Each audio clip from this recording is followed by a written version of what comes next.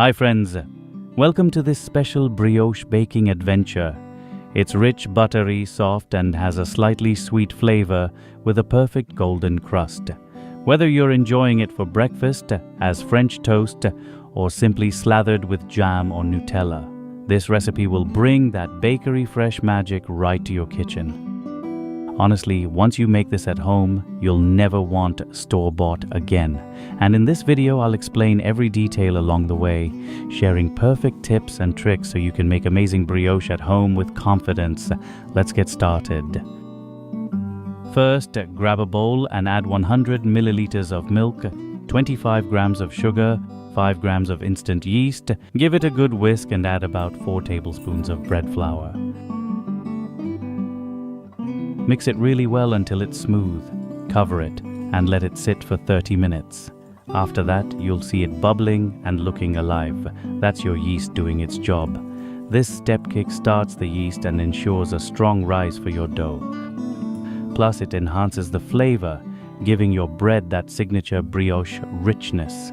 If you have time, you can also refrigerate this mixture overnight. This gives the yeast even more time to develop flavor, resulting in an even tastier brioche.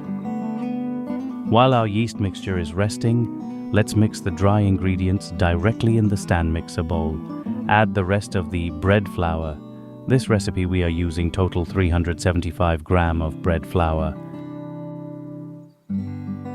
Rest of the sugar, around 50 grams, and half a teaspoon of salt.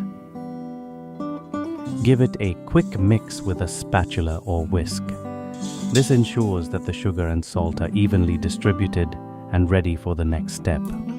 Crack 3 medium-sized eggs into a small bowl and whisk them gently. Total eggs weight around 150 grams.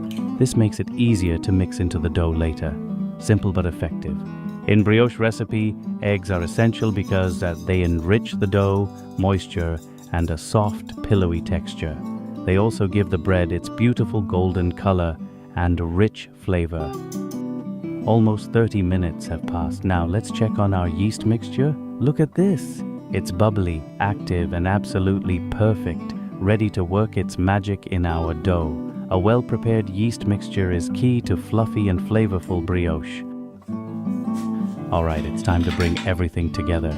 Attach the bowl to your stand mixer and add the yeast mixture to your dry ingredients and start kneading on low speed.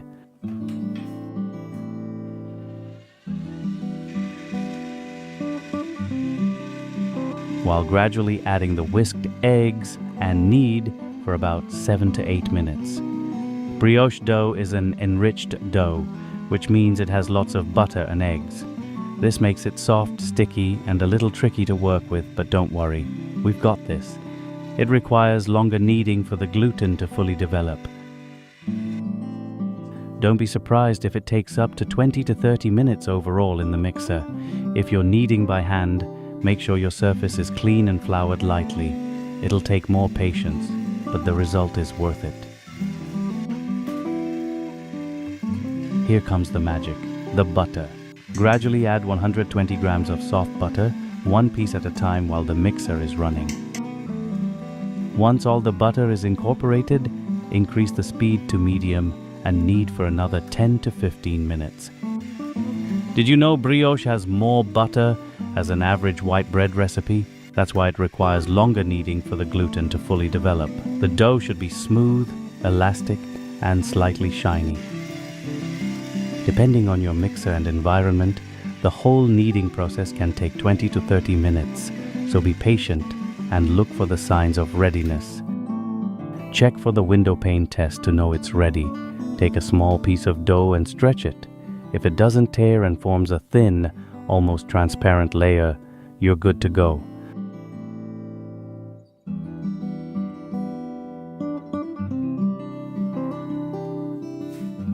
Now transfer your dough into a lightly greased bowl, cover it with plastic wrap or a damp towel, and let it rest in a warm spot for about an hour.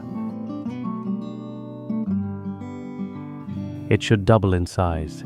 If your kitchen is cold, pop it in the oven with just the light on. To check if the dough is perfectly proofed, gently poke it. If the indentation slowly springs back, it's ready for the next step. Once the dough has risen beautifully, punch it down to release any air bubbles. If your dough overproofs and deflates, don't panic. Just gently reshape it and start the proofing process again. Keep an eye on it as it gets close to doubling in size. Divide it into 6 equal portions and roll each one into a smooth ball.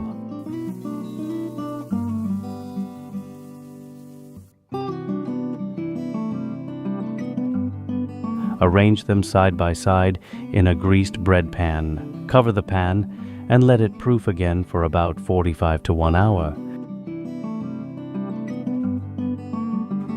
Preheat your oven to 170 degrees Celsius, 340 degrees Fahrenheit.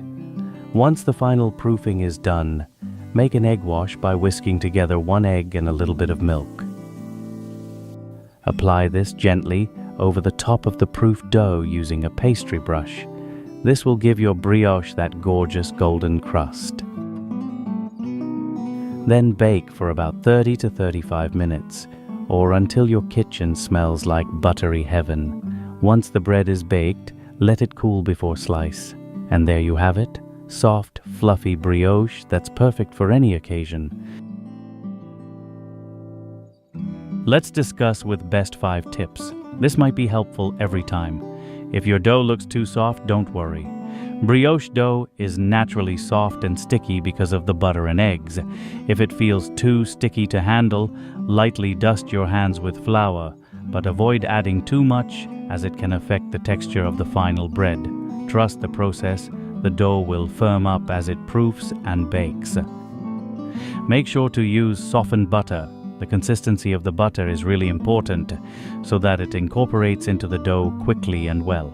On a winter day, you may need to keep it somewhere warm to give the butter a chance to really soften. Proofing can also take 2 hours at a cooler room temperature, so make sure to keep it in the oven with the light on or the warmest place in your house.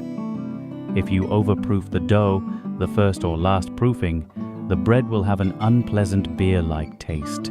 So make sure to only proof the dough until needed. So don't necessarily go by time, go by the appearance of the dough. If your dough looks too oily, don't worry. If you live in a high humidity, high temperature area, this can happen. Stop kneading for a few minutes to let the dough rest, then continue kneading until the dough becomes smooth and elastic. Or you can add 1 or 2 pieces of ice cubes while kneading the dough to control the dough temperature. Thank you so much for watching. If you enjoyed this video, please give it a thumbs up, subscribe for more recipes, and let me know in the comments how your brioche turned out.